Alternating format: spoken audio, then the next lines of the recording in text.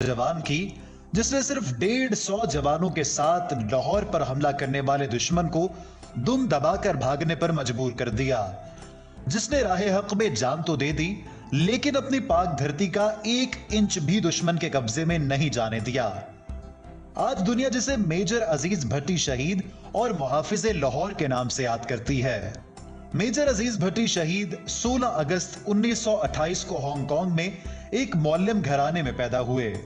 आपके वालिद का नाम राजा अब्दुल्ला भट्टी था, जो रोजगार के सिलसिले में हांगकांग में मुकीम थे। राजा अजीज भट्टी बहन भाइयों में चौथे नंबर पर थे। इब्तिदाई तालीम हांगकांग में ही हासिल की। अजीज भट्टी बचपन से ही सबकी आंख का तारा थे। नाजरीन, 1939 में दूसरी जंग अजीम शुरू हुई तो हांगकांग भी उसकी जद में आ गया। हांगकांग में मुकीम मेजर अजीज भट्टी के अहले खाना के लिए यह कड़ा वक्त था। 1946 में हालात के पेश नजर उन्होंने हिजरत का फैसला किया और पाकिस्तान में अपने आबाई गांव लादिया के मकाम पर आबाद हुए, जो जिला गुजरात में वाक़या है। अजीज भट्टी की शादी गांव के सूबेदार की बेटी जरीना बीबी से हुई। ये शादी अजीज भट्टी के लिए खुशियों का पैगाम लाई और कुछ ही माह बाद उन्होंने ऑल इंडिया फौज में शमूलियत इख्तियार कर ली। इसी साल पाकिस्तान भी मार्ज़े वजूद में आ गया। यूं भट्टी साहब रावलपिंडी आ गए और पाकिस्तान मिलिट्री एकेडमी का हिस्सा बने। अपनी काबिलियत के बलबूते पर बेहतरीन कैडेट का एजाज जीता और सॉर्ड ऑफ ऑनर हासिल की। पासिंग आउट परेड में उन्हें शहीद मिल्लत लियाकत अली खान ने गोल्ड मेडल से नवाजा। राजा अजीज भट्टी ने पंजाब रेजिमेंट में सेकंड लेफ्टिनेंट की हैसियत से शमूलियत इख्तियार की। 1955 में जब राजा अजीज भट्टी कैप्टन बने तो उन्हें मजीद ट्रेनिंग के लिए कोयटा जाने का मौका मिला, जहां उन्होंने इम्तिहान में पहली पोजीशन हासिल की। इस अचीवमेंट पर उन्हें मजीद कोर्सेज के लिए कनाडा भेजने का फैसला किया गया। साथ ही मेजर के रैंक पर तरक्की भी दे दी गई। वक्त का पहिया चलता रहा और यूं 1965 का साल भी आ गया। राजा अजीज भट्टी छुट्टियों पर अपने अहले खाना के साथ वक्त गुजार रहे थे कि अगस्त की एक सुबह अचानक उन्हें पैगाम मौसूल हुआ, जिसमें छुट्टियां मंसूख होने और फौरी रिपोर्ट करने का कहा गया था। खाने की मेज पर बेगम ने अफसुर्दगी से पूछा, हालात नॉर्मल होने पर छुट्टियां मिल जाएंगी ना? राजा अजीज भट्टी बोले, बेगम, एक फौजी की जिंदगी में तो ये उतार चढ़ाव आते ही रहते हैं।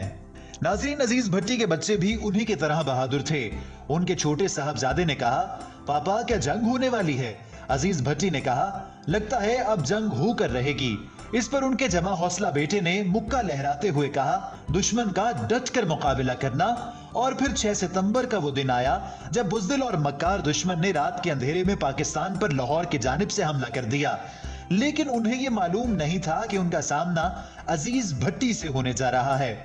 पाक सरजमीन का यह अजीम मुजाहिद अपने मुट्ठी भर जवानों के साथ बरकी के महाज पर मौजूद था। मेजर अजीज भट्टी जिस कंपनी की कमांड कर रहे थे, उसके 2 प्लाटून BRB नहर के अगले किनारे पर मुतय्यन थे। मेजर भट्टी ने बरकी गांव के बाला खाने पर ओपी पोस्ट को मुंतखब किया, जहां से वो दुश्मन के एक एक कदम का अंदाजा लगा सकते थे। मेजर अजीज भट्टी ने डटकर भारतीय फौज का मुकाबला किया। ये लश्कर जैसे ही आगे बढ़ता, राजा अजीज भट्टी ताक ताक कर निशाने लगवाते और देखते ही देखते दुश्मन फौज के टैंक और तोपें राख का ढेर बन जाती।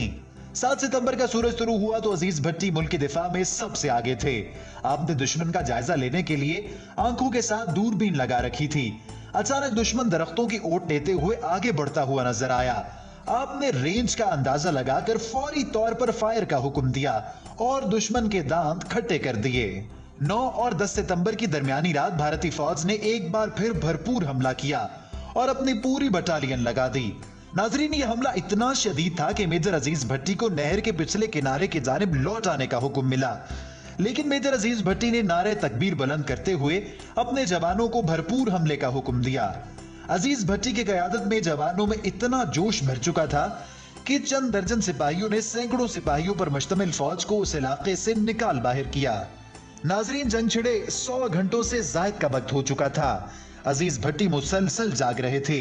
उनकी आंखें सूज चुकी थी, लेकिन वो वतन की मोहब्बत में बिल्कुल चौकस और अलर्ट थे। उनके कमांडिंग ऑफिसर ने उन्हें आराम करने के लिए वापसी का हुक्म दिया तो इस धरती के बहादुर सपूत ने कहा, सर, ये बड़ा नाजुक महाज है और मैं दुश्मन के सभी हरबे जान चुका हूं। नए ऑफिसर को उनकी चालें समझने में टाइम लगेगा। आप मुझे वापस मत भेजिए। मेजर अजीज भट्टी नींद और भूख की परवाह किए बगैर दुश्मन को नुकसान पर नुकसान पहुंचा रहे थे। एक जवान आपके लिए खाना लेकर आया और कहा कि मैं उन पर नजर रखता हूं, आप खाना तनावुल फरमा लें। मेजर ने कहा, दुश्मन सर पर है, वो एक लम्हे के लिए भी पीछे नहीं हट सकते। हवालदार, जिसका नाम अकरम था, बोला, सर मैं भी अच्छा ऑब्जर्वर हूं और रेंज बताकर फायरिंग करवाता हूं। आप खाना खाने के लिए बैठ गए, अभी चंद लुकमे ही तनावुल किए होंगे कि हवलदार की बताई हुई रेंज पर किए गए फायर मिस हो गए।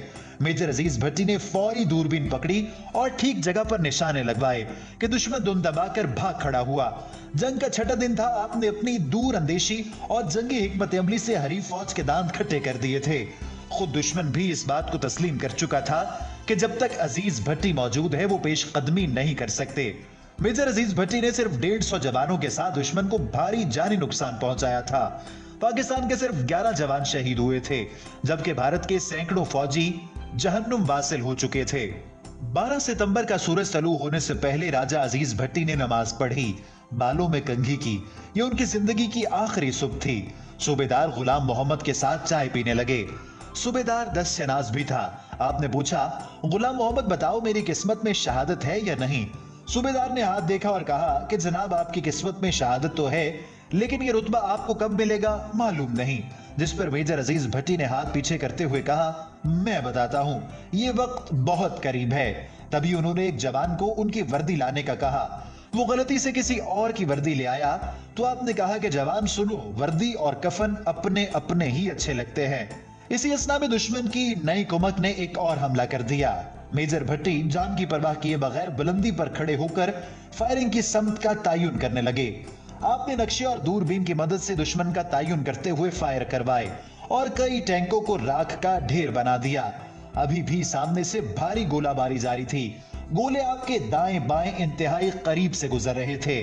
सूबेदार ने कहा, मेजर साहब, आप बराह रास्त दुश्मन की फायरिंग रेंज में हैं, नीचे मोर्चे में आ जाइए। मेजर ने जवाब दिया, अगर जान इस वतन पर कुर्बान हो जाए तो इससे बड़ी खुशकिस्मती और क्या होगी। इस दौरान दुश्मन आपको देख चुका था। एक भारतीय तोपची ने टैंक का रुख उनकी जानिब किया।